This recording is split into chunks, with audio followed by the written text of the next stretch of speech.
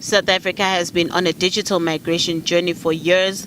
Each time the deadline to officially migrate is postponed to a later date. This process started back in 2006, where international countries, including South Africa, agreed to digital migration. This action involves the distribution of set-top boxes, a device that enables users to receive digital television services. These devices are currently being distributed to poor households for better television picture quality and a multitude of channels.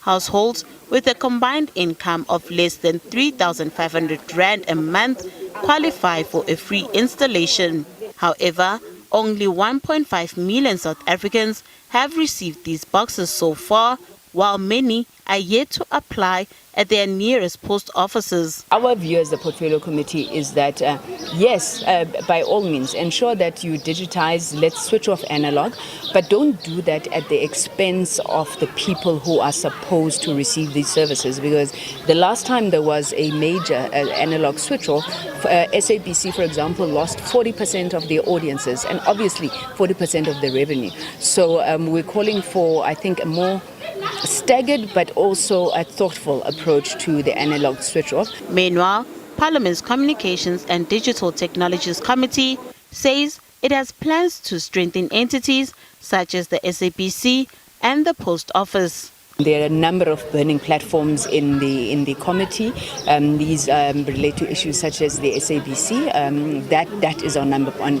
priority. The funding of the public broadcaster, the funding of the public mandate, and ensuring the long-term sustainability of it.